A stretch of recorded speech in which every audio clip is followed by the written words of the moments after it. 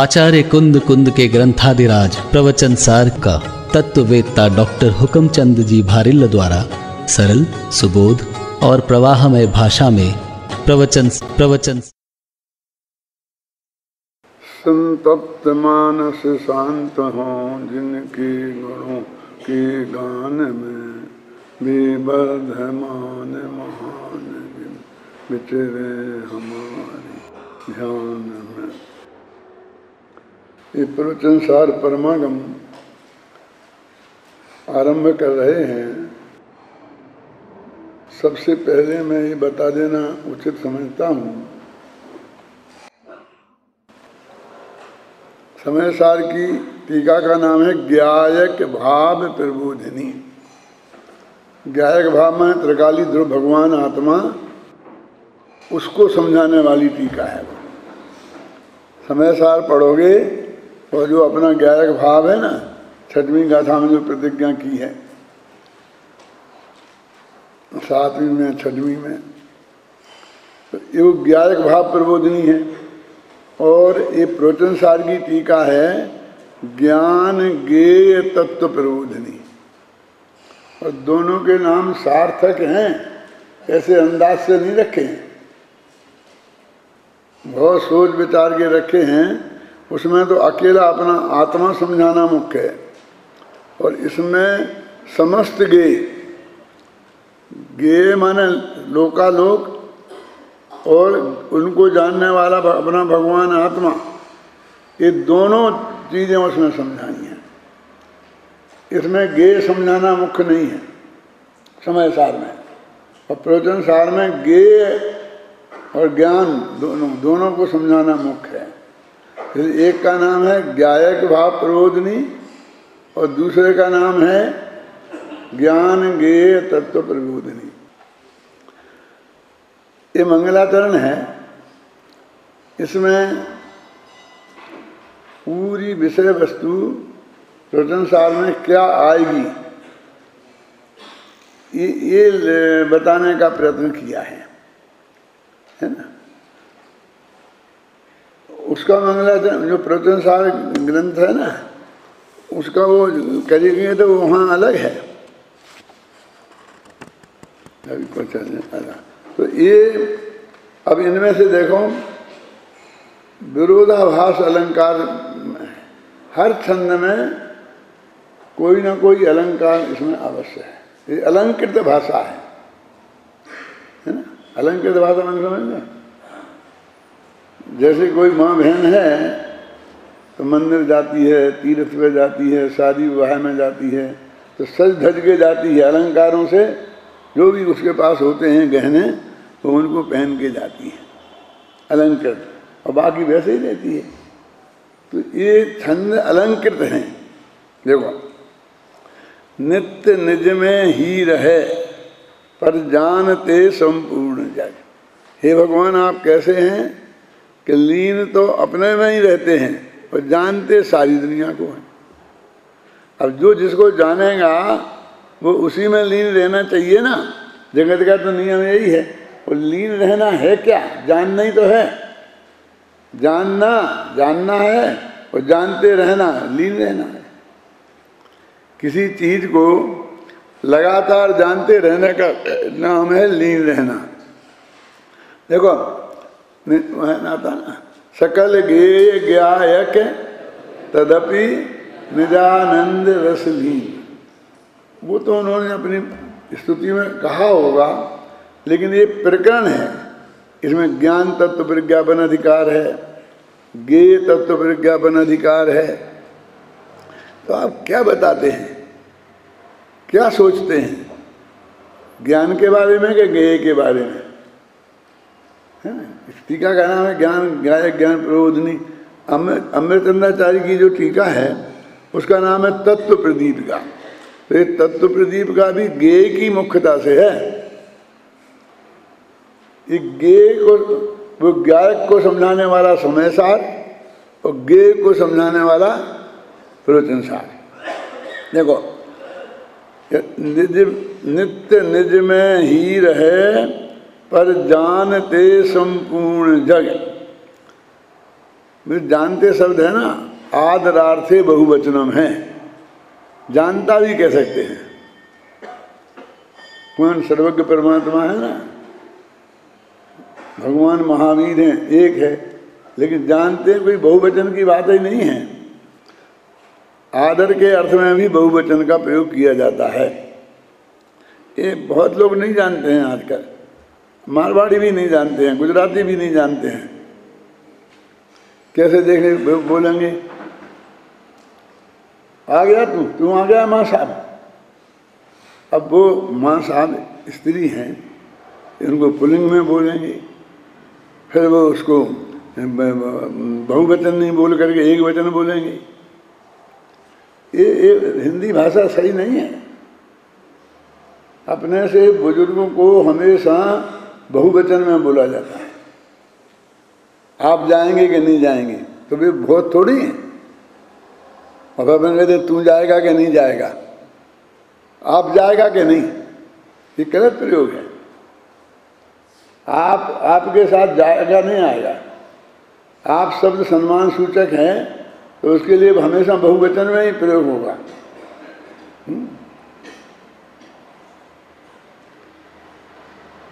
कालिदास 2000 वर्ष पहले हो गए हैं, हो गया है नहीं। कालिदास तो एक ही है ना, लेकिन उसको हो गया नहीं बोलेंगे। ये हिंदी भाषा का नियम है, ऐसा नहीं कि भाई ये तो मैं आपको कोई व्याकरण पढ़ा रहा हूँ। हिंदी भाषा में ये सब नियम हैं, जैन आचार्यों के सूत्र हैं, आदरर्थे बहुवचनम, ये सब ऐसे कई हैं। तो ये चीज़ें जानना चाहिए, अपने विद्यार्थियों को तो जानना ही चाहिए। एक अमेरिका में अभी एक बहन आई, होगी 25-30 वर्ष की, अच्छी अध्यात्म की रुचि की थी। तो बोली कि आप जरा थोड़ी गलत हिंदी बोलते हैं, इसलिए मुझे विकल्प आया कि मैं आपको बता दूँ। जरूर बता दूँ। तो उसने वो ऐसा बोलती थी ना, वो वही उस टोन में, तो उसने मेरे को बताया। तो मैंने कहा बेटा हिंदी तुम जानती हो कि मैं तुमसे जाना। ये जो मैं हिंदी में MA PhD D.Litt सब मैं हिंदी में ही हूँ क्या? ये सब मेरे पास डिग्रियाँ लगी हुई हिंदी भाषा की ही हैं। और फिर मैंने वहाँ भी समझाया इन सबको। तो ये विद्यार्थियों की तो खास बात है कि ये जो सामान्य नियम हैं वो उनको आना ही चाहिए। देखो, नित्य निज में ही रहें पर जानते संपूर्ण जग हैं। एक देखो, ये वास्तव में वही कह सकते हैं, सारे सर्वज्ञ भी सब हैं। जैन दर्शन में एक तो है नहीं भगवान, इसलिए भी लग सकता है और उसके लिए भी लग सकता है। वीतरागी पूर्ण वीतरागी हैं, पर सबको बताते मोक्ष मार्ग। सारी दुनिया से राग करते हैं, सारी दुनिया को मोक्ष मार्ग, सुखी होने का रास्ता बताते हैं। हम सब जो रागी द्वेषी कहलाते हैं, बस अपने बच्चों तक, अपने परिवार वालों तक, फिर अपने विद्यार्थियों तक, हैं, अपनी समाज तक, हैं, वहाँ तक सीमित होते हैं। हमारा जो राग है वो सबसे नहीं फैलता, ख्याल में ना। और उनका राग तो है ही नहीं, लेकिन मोक्ष मार्ग सारे जगत को बताते हैं। तो यदि किसी के कुछ भला करने का भाव है तो सारी दुनिया का हुआ ना। देखो, नित्य निज में ही रहें पर जानते संपूर्ण जग हैं वीतरागी पूर्ण पर सबको बताते मोक्ष मग। यद्यपि अहिंसक हैं, बिल्कुल एक जीव का भी घात नहीं करते हैं। यद्यपि अहिंसक पूर्णता अहिंसक हैं, पर घातियों को घात कर, पर घातिया कर्मों को पूर्णता घात कर। ये पूर्णता दो तरफ ही लगाओ, वीतरागी का विशेषण भी, और पूर्णता जड़ मूल से उखाड़ कर। यद्यपि अहिंसक पूर्णता पर घातियों को घात कर जो बन गए अरिहंत, वो अरिहंत बन गए हैं जिन वे जिनेंद्र भगवान, उनको नमन कर जोड़ कर, उनको नमन कर जोड़ कर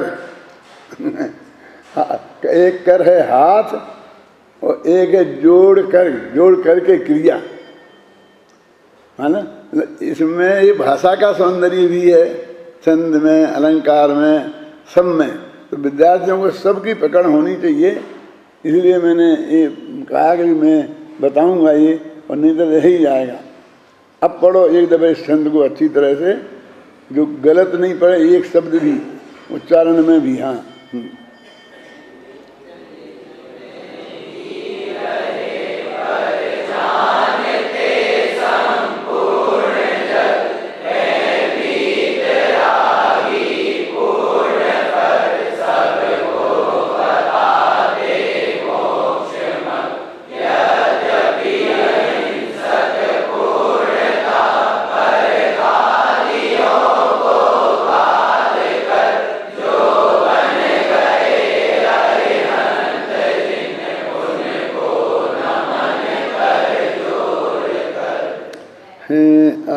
दूसरा शब्द ध्यान से, हर एक में रहेगी आपको बात, मतलब अकेला वैसा ही नहीं है ये। है आस्त कर्म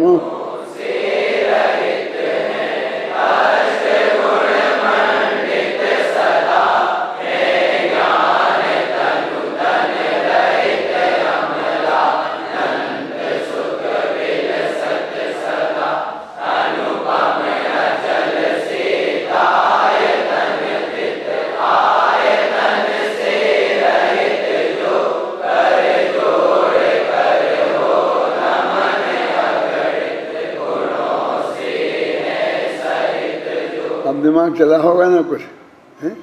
इन छंद में कुछ अलंकारों पे ध्यान गया होगा, है ना। हैं अष्ट कर्मों से रहित, अब वर्तमान में सिद्ध दशा में हैं वो, तो 8 कर्मों से रहित हैं और 8 गुण से मंडित हैं। यहाँ 8 चीजें गई, वहाँ 8 चीजें आ गई। जो सिद्धों के 8 गुण हैं वे 8 कर्मों के अभाव में बताए गए, एक एक का अलग अलग बताया गया है। एक कर्म गया तो ये गुण प्रकट हुआ, एक कर्म गया तो ये गुण गाना बनी गया तो केवल ज्ञान प्रकट हुआ, ऐसे समझ लो आप। दर्शन बनी गया तो केवल दर्शन प्रकट हुआ, ऐसे। हैं अष्ट कर्मों से रहित, अष्ट गुण मंडित सदा, हैं अष्ट गुण मंडित सदा। देखो, हैं ज्ञान तनु, ज्ञान शरीरी त्रिवेदी,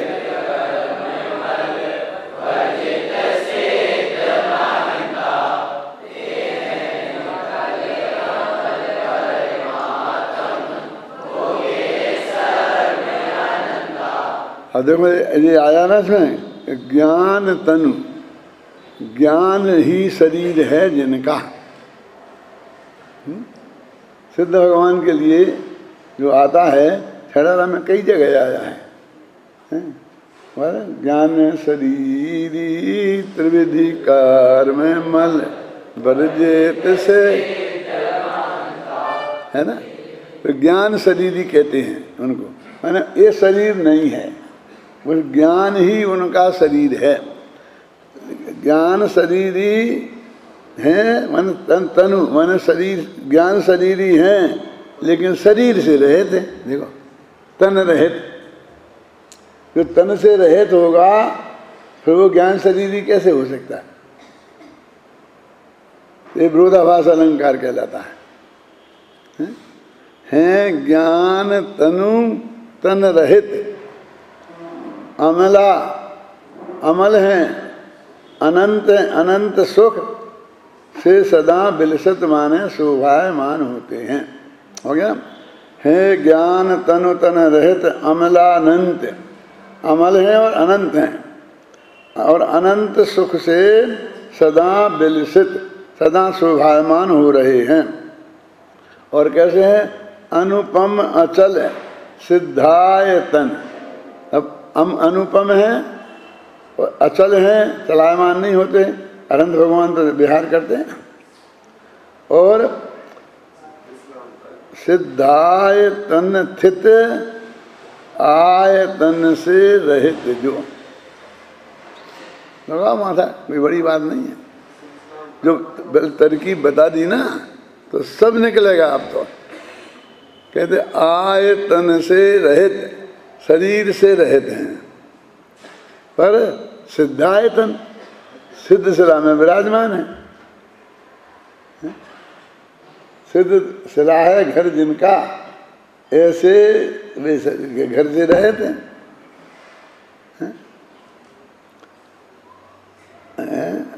अनुपम अचल सिद्धायतन स्थित आयतन से रहित जो है ना। यहाँ का यहाँ हो जाता है ना तो फिर अर्थ नहीं निकल सकता है। अर्थ निकलना महत्वपूर्ण है कि तुम्हारी वो राग भी निकले। ऐसा नहीं है कि जो राग से खंडित होता है। देखो कोई भी व्यक्ति कितने अक्षर किस छंद में होते हैं, ऐसे गिन गिन कर आज तक एक छंद नहीं बना है। वो सब दिमाग में गुनगुनाते चलते हैं और लिखते जाते हैं। बस पूरी रामायण लिख दें वो उनका सोचना भी उसी भाषा में होता है। उनके छंदों की भाषा में ही सोचते हैं और लिखते जाते हैं। और बाद में किसी को गिनना हो तो वो गिन ले अक्षर और बिल्कुल सही निकलते हैं वो, है ना। और उनको भी परिभाषा नहीं उनको पता हो कि किसमें कितने अक्षर कितने क्या होते हैं। और आप जब मानते हो कि ये गा नहीं पाते हैं, गाना और गुनगुनाना, जानते आप इतना ही फर्क है। गले की फर्क है। वो गुनगुनाना माने वो अपने चिंतन उनके साथ साथ चलता है।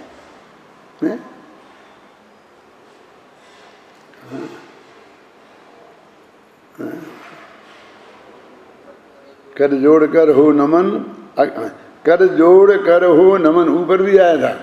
कर जोड़ कर मन हाथ जोड़ और फिर कर मन एक ऐसा करके कर जोड़ कर हो नमन अगणित गुणों से हैं सहित जो जिनकी गिनती नहीं हो सकती, इतने गुणों से भरे हुए जो हैं उनको मैं नमस्कार करता हूँ। अब ये पहला था अरहंत का, दूसरा है सिद्ध का। देखो न अरहंत शब्द सीधा मिलेगा डायरेक्ट, न सिद्ध शब्द मिलेगा। क्या हाथियों को? हाँ, हाथियों को ना सेवा तो झूठों को तो मिल ही जाएगा। ऐसा तो नहीं है ना। वो अरहंत को बुद्धिपूर्वक अरहंत को नमस्कार किया है, दूसरे में सिद्ध को नमस्कार किया है, तीसरे में आचार्य को। ये तो सीधे ही आ गया। आचार्य पंचाचार्य युत जो साधु गण में ज्येष्ठ हैं, तो साधुओं में बड़े हैं। जेठे माने भाई, जेठे समझ लें अपने तो ज्येष्ठ भाई, कनिष्ठ भाई। ये संस्कृत वालों को तो समझ नहीं चाहिए। और बुंदेलखंड में तो सब जेठी महिलाएं तो अपने पति के बड़े भाई को जेठ ही बोलती हैं।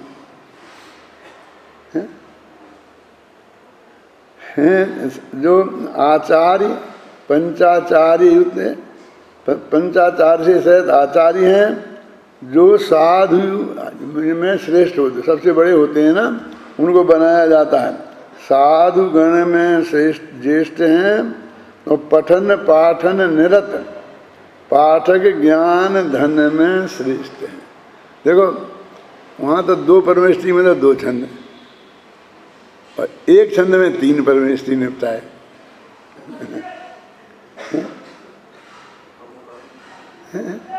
अब अपन को अंदाजा लगता है भाई 2 छंद हो गए तो 5 छंद हैं, तो ये बाकी 3 परमेष्ठियों के हो गए। तो और फिर आचार्य का और पठन पाठन निरत, पढ़ने पढ़ाने में लगे हुए हैं और प्रशासन से कोई संबंध नहीं है। आचार्य प्रशासन में लगे हुए हैं, वो पढ़ाने से कोई संबंध नहीं है। काम बटा हुआ है, वहाँ भी प्रोफेसर हैं, प्रिंसिपल हैं, ये सब हैं ना हैं? अभी कहाँ है ऐसा आजकल, लेकिन होना चाहिए। बड़ा इतने बड़े बड़े संघ हों तो उनकी पठन पाठन की व्यवस्था उसमें होना चाहिए ना। ये रक्षाबंधन की कहानी में अकम्पन आचार्य थे, श्रुत सागर उपाध्याय थे, इसलिए तो उनको श्रुत सागर की उपाधि मिली थी। सबसे विद्वान थे, उसमें उपाधि थी वो। और अकम्पन आचार्य, चारित्र में किसी भी दृष्टि से कपे नहीं, मान डिगे नहीं, पक्के हों, तो अकम्पन श्रुत सागर ये सार्थक नाम है। और विष्णु कुमार मुनि, विष्णु माने भी रक्षक होता है ना, इसलिए वो रक्षा करने के काम आए। तीनों नाम सार्थक हैं, इससे सिद्ध होता है कि वो कहानी भी काल्पनिक है। ये रखे हुए नाम हैं, तुमने सोच के समझ गया ना आपकी में। अकम्पनाचार्य, श्रुत सागर सूरी, सूरी शब्द उपाध्यायों के लिए आता है। अभी याद करो कि भूल गए सब। जय मन सिद्ध जग की जय माला। पाठक गुण संभवें, उसमें आता है बार बार ये पाठकों के गुण हैं। एक गुण पाठकों में होते हैं। पाठक माने फलाने वाले माने उपाध्याय। अभी अपने यहाँ तो आजकल उपाध्याय चलता है कि नहीं? हम तो यहाँ पर आचार्य के पहले उपाध्याय बनाते हैं। यहाँ आचार्य भी है, उपाध्याय भी है। एक हमको याद आ रही इस वक्त, जब हम लोग पढ़ते थे तो प्रिंसिपल तो पंडित मक्खनलाल जी थे, और व्याकरणाचार्य थे राजधर लाल जी, वो पढ़ाते थे व्याकरण, लक्ष्यधाम कौमुदी वगैरह। तो एक दफा कोई झगड़ा हो गया, नोक-झोंक हो गई उनमें, आपस में हो जाती है। तो उनने कही तो तुम तो नाम के आचार्य हो, असली आचार्य तो मैं हूँ। उनने कहा, समझ में आया कि नहीं आया? असली आचार्य और नाम के आचार्य, वे तो प्राचार्य बोलते हैं ना, प्रिंसिपल को प्राचार्य बोलते हैं। तो वो प्राचार्य थे और वो व्याकरणाचार्य थे, पढ़ाते थे। लेकिन तो कि तुम तो नाम के आचार्य हो और मैं असली व्याकरण की मैंने परीक्षा पास करके ऐसा आचार्य हूँ। और ये बात सच्ची थी कि जितनी अच्छी संस्कृत उन राजा लाल जी को आती थी उतनी मक्खनलाल जी को नहीं आती थी। हम लोग भी सब समझते थे और ये भी समझते थे कि जितनी प्रतिष्ठा मक्खनलाल जी की है सारे देश में, उन्हें कोई नाम भी नहीं जानता। मैं अभी कभी कभी ले देता हूँ, ख्याल में आई ना, तो तुम लोग जान लेते होगे।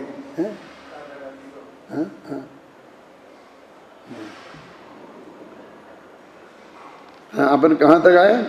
आचार्य आचार्य पंचाचार्य इत जो साधुगण में ज्येष्ठ हैं, पठन पाठन निरत पाठक ज्ञान घन में श्रेष्ठ हैं।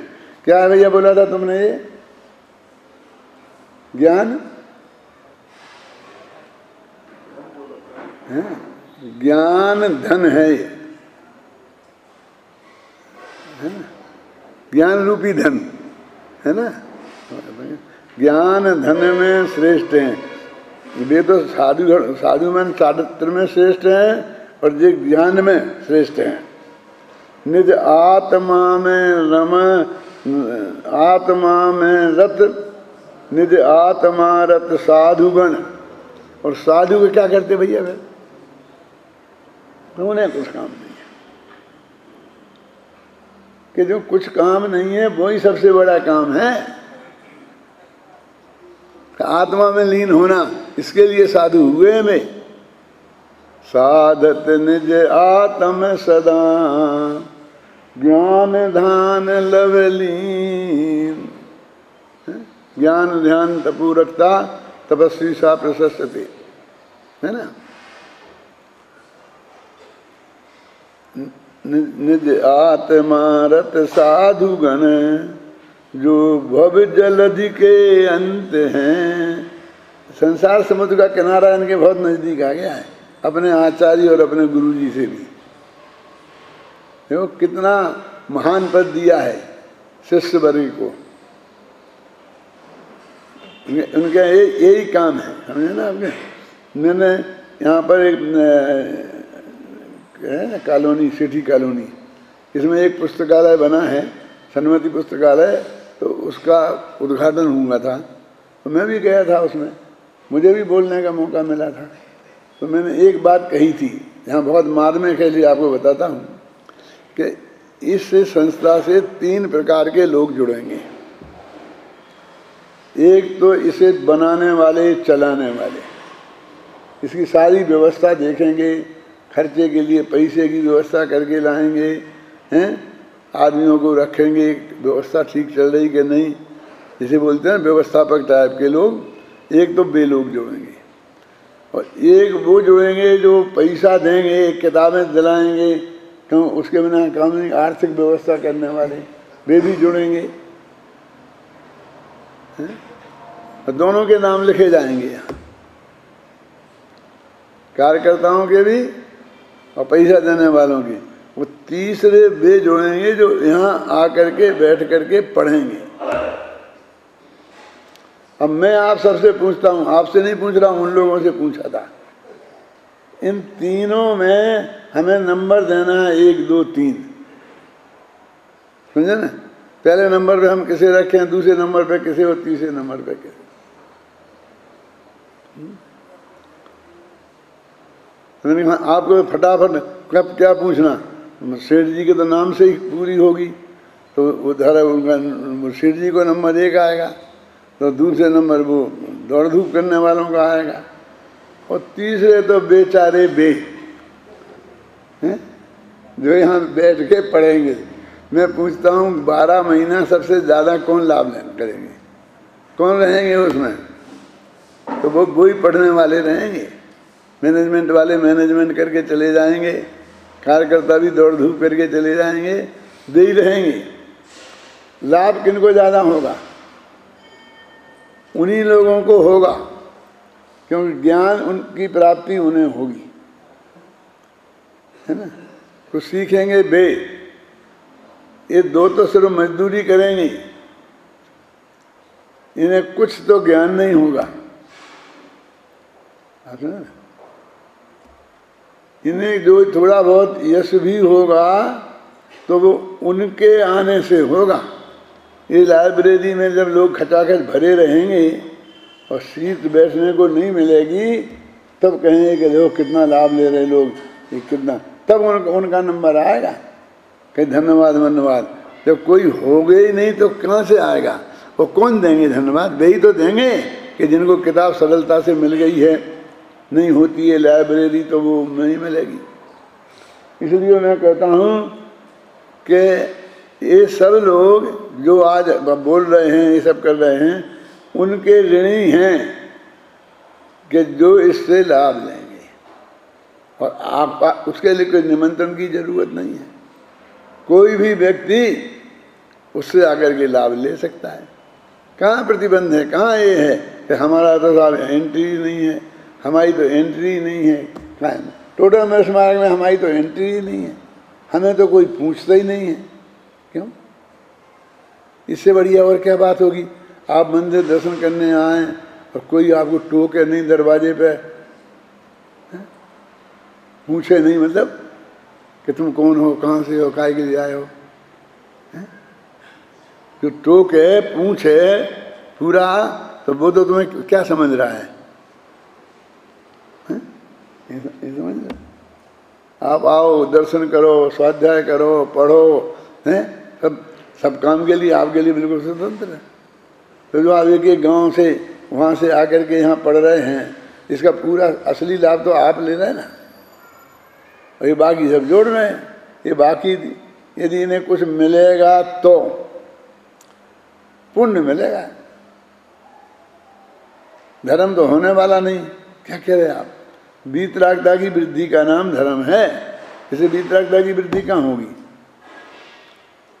वो तो ये आचार्य, उपाध्याय और साधुओं, इन तीनों में ऐसा ही हिसाब है। सर्वश्रेष्ठ साधु वो है।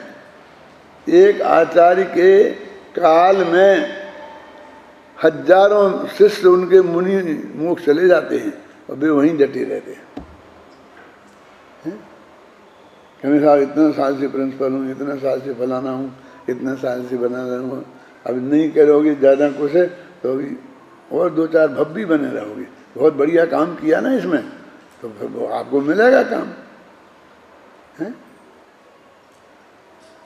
तो इनमें आचार्य, उपाध्याय और साधु में इस तरह का अनुपात है।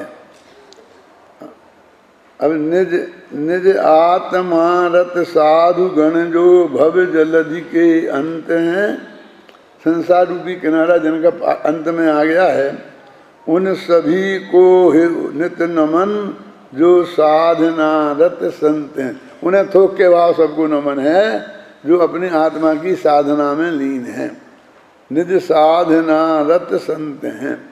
5 परमेष्ठी हो गए।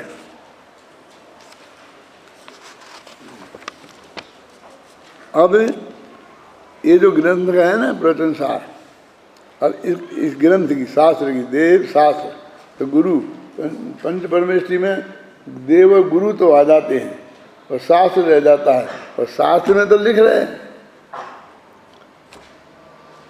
तो देखो, जिन प्रवचन का सार है, जो किसका नाम है प्रवचन सार।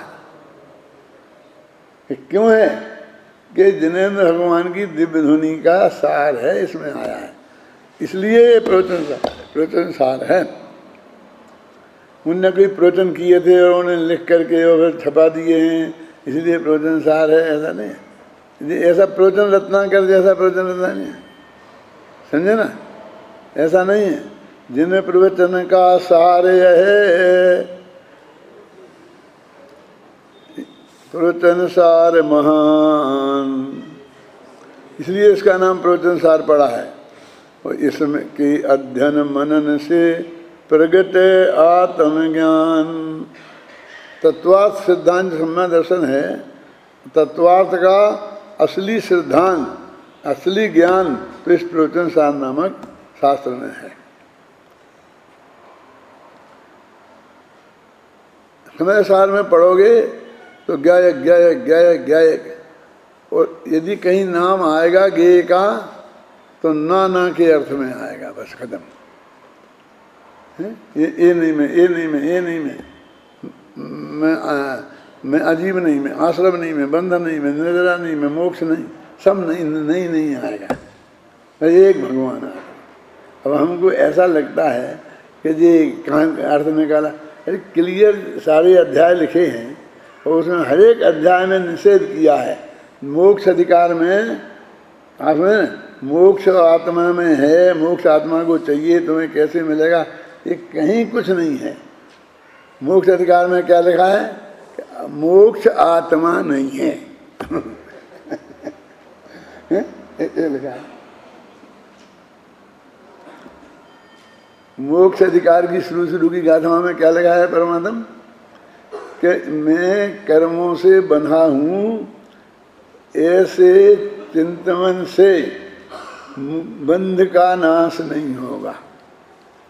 बंध के चिंतन से नाश नहीं होगा, मोक्ष के चिंतन से नाश नहीं होगा। समझ गया? ऐसे क्लियर ऐसे शब्दों में लिखा है। तो ये मोक्ष अधिकार है और उसमें मोक्ष की बात नहीं के अंदर है। तो मोक्ष के ना के लिए ना बात कर रहे हैं। मोक्ष चाहने वालों को मोक्ष नहीं मिलेगा। अब क्या अपराध कर रहे हैं, ऐसा लगता है। लेकिन वो कहते भाई ये तो भाई हमारे यहाँ चाहने वालों को कुछ नहीं मिलता, मांगने वालों को कुछ नहीं मिलता।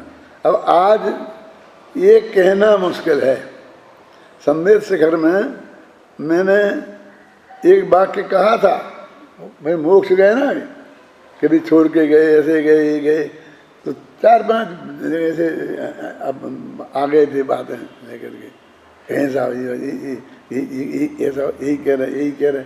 तो मैंने कहा है नहीं, क्या है, शास्त्र में नहीं है, जो मैं बात कह रहा हूँ वो शास्त्र में नहीं है। तो लेकिन माने तो लेकिन के नाम पर निषेध आएगा, असली बात को कहना संभव नहीं हो पाता है। जन प्रवचन का सार है, प्रवचन सार महान, और इसके अध्ययन मनन से प्रगट आत्मज्ञान, प्रगट आत्मज्ञान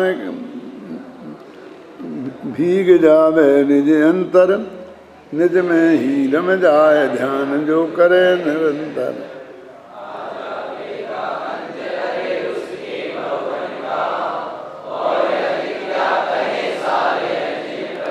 ये जिन प्रवचन का सार है वहाँ से जुड़ के आ रहा है, वैसे बोलते हैं कुंडलिया।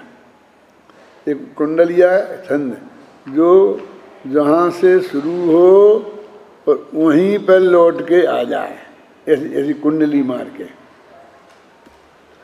उसे कुंडलिया नाम क्यों पड़ा कि एक ऐसा नहीं बैठता है, चौकोर नहीं होता, ऐसा कुंडली मार के बैठता है। कुंडली कब माने कि जहाँ से चले और वहीं आ जाए, समझे ना। यदि वो कुंडली नहीं होगी तो वहाँ नहीं आ सकता। थोड़ा भी ऐसा हो जाएगा तो ये इधर से आए इधर को निकल जाएगा, समझ में आया। ऐसा घुमा के देखना, और बिल्कुल जहाँ से शुरू करे और वहीं ख़त्म करे तो वो कुंडलिया कहलाती है। तो जो इसमें देखो जिन प्रवचन का सार, ये वाक्य है, और अंत में देखो यह जिन प्रवचन सार, यह जिन प्रवचन का, जहाँ से शुरू हुआ ना उसी पे ख़त्म हुआ।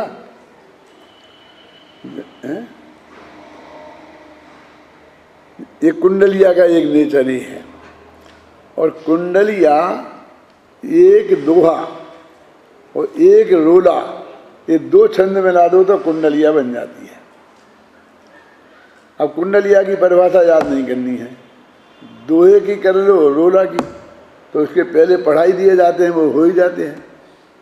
2 लाइन का दोहा और 4 लाइन का रोला, और वो दोहा और रोला में बदल के और उसी वाक्य से शुरू हो जाता है। पानी बाड़ो नाव में, घर में बाड़ो दाम, दोनों हाथ उलीचिए यही सयानो काम। अर्थ में घर में पैसा बढ़ जाए और नाव में पानी बढ़ जाए, छेद हो जाए और पानी बढ़ जाए, तो दोनों हाथ उलीचिए, दोनों हाथ से फेंकना, उस पानी को बाहर फेंकना, नहीं तो नाव डूब जाएगी।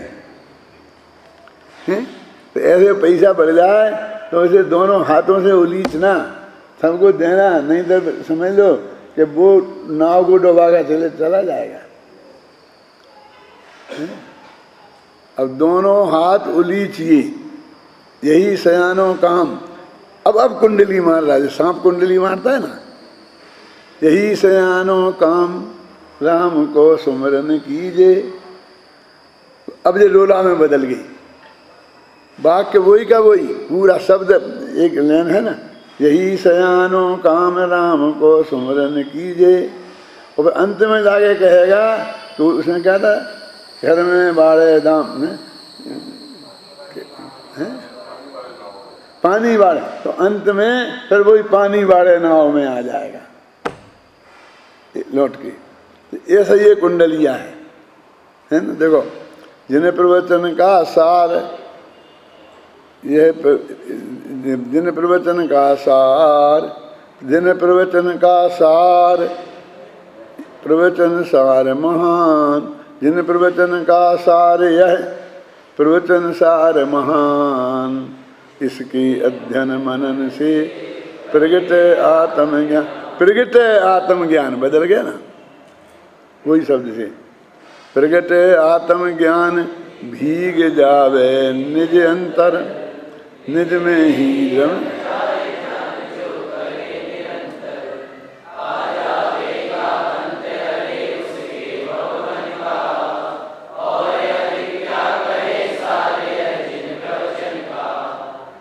मैंने इसकी भाषागत विशेषताएं बताया, तो छंद अलंकार बोला था तुमको, ऐसा इसलिए।